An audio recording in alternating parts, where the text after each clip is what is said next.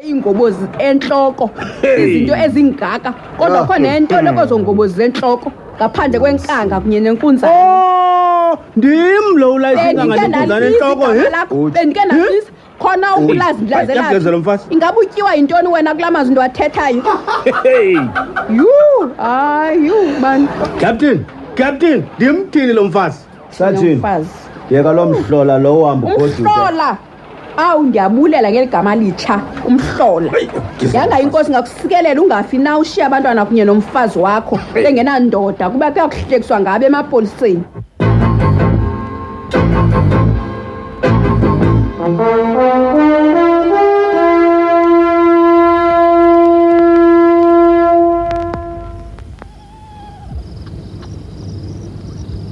Ingathi zimbi izinto kumakhekhe khona omkhulu. Ingathi akahleli kakuhle kwaphela ngoku.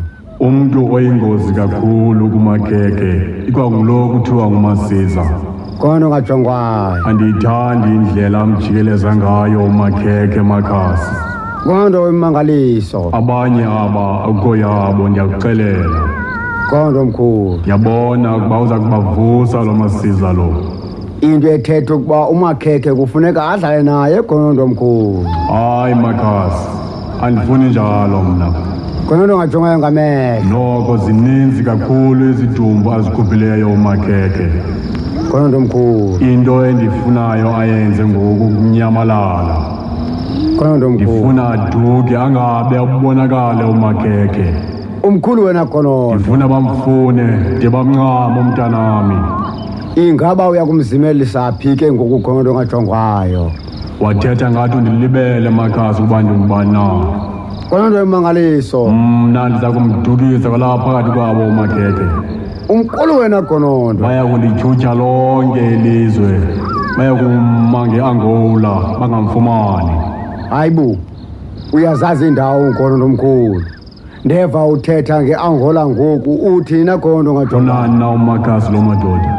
Ndizazi zonke indawo mna Makhasi.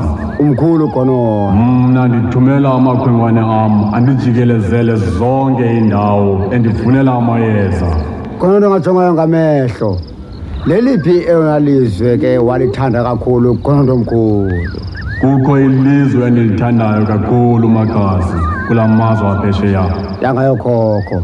Ilizwe kuthiwa yiZanzibar. Zanzibar. Phaya eZanzibar abafazi bakhona ngamadoda.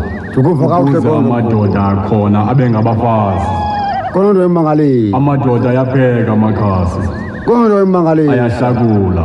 Umkhulu wena. Abeleka insana. Enza yonke into eyenziwa ngabafazi kwelethu. Yangayo khokho. Nam ke ngokwam ndaphantse ndandela komnye umfazi. Kondo imangaliso. Kodwa ndabe ndayibona into yokuba andinakuze ndingene le nto yenziwa phaya. Amala lo mfazi Makhasi. Ingaba wawuye kwenzani apho Kondo omkhulu? Kumsebenzi Makhasi. Ndandiye kunyanga omnye umfana owayesithi qho kusasa akhale okumqhaqi wenkukhu. Kondo imangaliso. Avuse wonke umuntu oleleyo ngizosikhalo. Umkhulu wena Kondo. Naxa sele encokola nabanye abantu wayesuka nje atsho ngalo kikilikiki. Yangayo khokho. Ndafika ndayivala yonke loo nto Makhasi. Ndamshiya thetha njengabanye abantu. Kondo uyoyikeka. Kondo ujonga amehlo. Into ethetha ukuba zininzi kakhulu iindawo endizaziyo Makhasi. Kondo imangaliso. Zininzi kakhulu iindawo endinokufihla kuzo umakhekhe.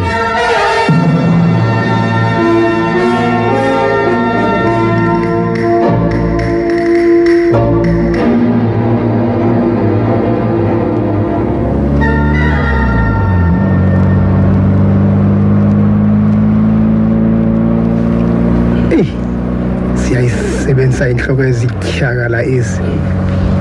Nokuba unganjalo azinayo yona idouble up kwaphela.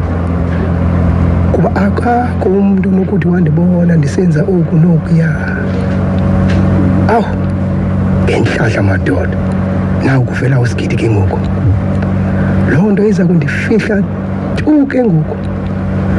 Hey, umfowethu Skidi uza kubenza inhloko ezizipopa nempela ndiyamazi. Abazokwazi uba phakathi kwami noSigidi ngubani owenza intoni na. Sendimane ukuya nje nakuloo posi bathi mandiye kuyo khona ukuze ke ndibethwe ngumoya. Hey, kuyacaca khona ngalomhla ndishisa iveni amapolisa bebeke bahlangana bancokola ngamo kheke apho. Masihlangane kwisiqendu samashumi amathathu anesine